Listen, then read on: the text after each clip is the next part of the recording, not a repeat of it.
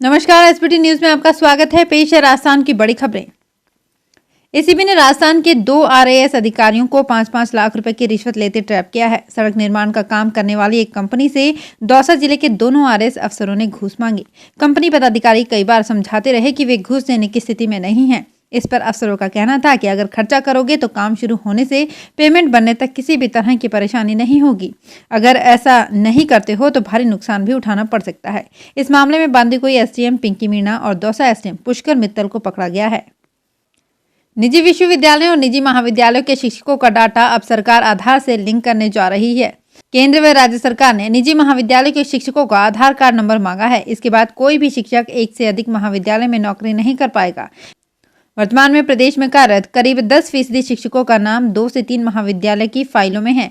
शिक्षक एक ही जगह पढ़ाता है, लेकिन अन्य संस्थान उसके नाम व दस्तावेजों का उपयोग करके फर्जीवाड़े से मान्यता प्राप्त कर लेते हैं।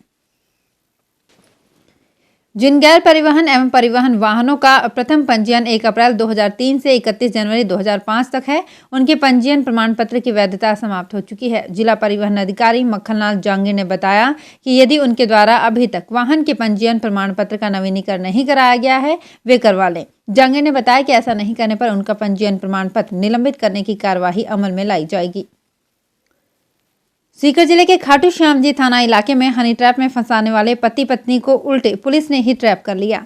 आरोपी पति पत्नी एक बुजुर्ग को शराब पिलाकर उसे हनी ट्रैप में फंसाने की कोशिश में थे, लेकिन ब्लैकमेलिंग के जाल में फंसाने से पहले ही पुलिस ने अपना जाल बिछा दिया।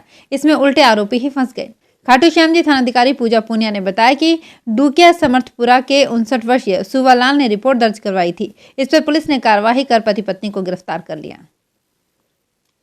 राजस्थान के विकास में आम नागरिकों की भागीदारी सुनिश्चित हो, इस उद्देश्य को ध्यान में रखते हुए राज्य के आगामी बजट 2021-22 के लिए नागरिकों एवं संगठनों आदि से सुझाव आमंत्रित किए गए हैं। वित्त विभाग के प्रमुख शासन सचिव अखिल अरोरा ने बताया कि विभाग की वेबसाइट पर बजट सुझाव हेतु उपलब्ध लिंक पर जाकर सुझाव दर्ज किए जा सकते हैं। राज्य के आगामी बजट 2021-22 हेतु आम नागरिक व संगठन अपने सुझाव 31 जनवरी 2021 तक दर्ज करा सकते हैं। राजस्थान के बाड़मेर शहर में रात्रि में चोरी की वारदातें थमने का नाम नहीं ले रही है। पुलिस की गश्त को चुनौती देकर चोर लगातार बेखौफ चोरी की वारदातों को अंजाम दे रहे हैं, लेकिन पुलिस पूरी तरह चोरी की वारदातों को रोकने में नाकामयाब है। अज्ञात चोरों ने निशाना बनाते हुए ताले तोड़कर मूर्ति के ऊपर श्रृंगार के लिए लगे सोने के आभूषणों को चुरा लिया और फरार हो गए। मंदिर के पुजारी ने बताया कि रात को 10 बजे मंदिर को बंद करके घर गया था और सुबह जब वह मंदिर लौटा तो 2 ताले टूटे हुए पाए गए। राजस्थान सरकार की ओर से सरपंचों से वित्तीय अधिकार छीनने को लेकर आज सवाई माधोपुर जिले के सरपंच कलेक्ट्रेट पहुंचे। यहां उन्होंने कलेक्ट्रेट के समक्ष प्रदर्शन करते हुए मुख्यमंत्री के नाम जिला कलेक्टर को ज्ञापन सौंपा। सरपंचों का कहना है कि राज्य सरकार ने सरपंचों से वित्तीय अधिकार छीन लिए हैं। ऐसे में सरपंचों के पास ग्राम पंचायतों में विकास कार्यों के लिए पैसा खर्च करने का अधिकार नहीं है। रबी फसलों में सर्दी बढ़ने और कोहरे से चमक आने लगी है। फसलों में आई रौनक से किसानों के पाले से फसल खराबे से मुरझाए हुए चेहरे पर मुस्कान आने लगी है। जिले में करीब 5 लाख हेक्टेयर क्षेत्र रबी सीजन की बुआई हुई है। इसमें गेहूं, सरसों और जीरे की बुआई प्रमुख रूप से हुई है। सरसों के बाजार भाव में तेजी के चलते सरसों और तारामीरा की बुआई बढ़ी है। दिसंबर के अंतिम सप्ताह में जिले में पाला गिरने से फसलों को नुकसान पहुंचा था, लेकिन अब कोहरा छाने से फसलें खिलने लगी है। वह प्रदेश में फसलों में चमक से किसानों को अच्छे उत्पादन की उम्मीद है। राजस्थान सरकार की ओर से जारी आदेश के अनुसार तकनीकी शिक्षण संस्थान यथा राजस्थान तकनीकी विश्वविद्यालय कोटा, बीकानेर तकनीकी विश्वविद्यालय बीकानेर एवं तकनीकी शिक्षा निदेशालय जोधपुर के अधीन संचालित समस्त राजकीय, निजी एवं स्वायत्तशासी शिक्षण संस्थानों को हेल्थ प्रोटोकॉल का पूरा ध्यान रखते हुए 18 जनवरी से खोले जाने के निर्देश जारी किए गए हैं।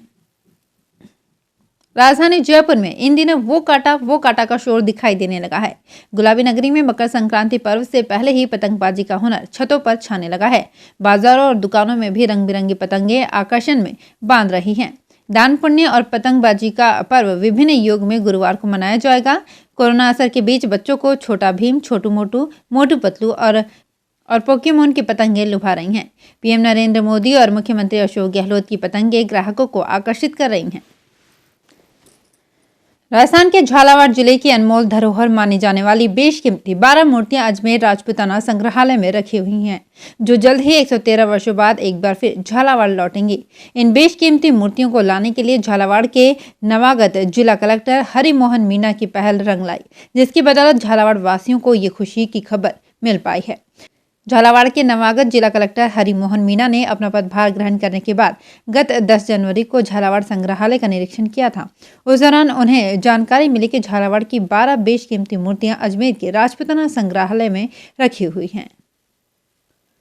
अयोध्या में श्री राम मंदिर निर्माण को लेकर तैयारियां जोरों शोरों से की जा रही है। श्री राम मंदिर को लेकर राम भक्तों में खासा उत्साह देखने को मिल रहा है। मंदिर निर्माण के लिए निधि संग्रह अभियान की शुरुआत 15 जनवरी से जयपुर महानगर में होगी। हालांकि पहले ही राम भक्तों में धन देने का उत्साह देखते ही बन रहा है।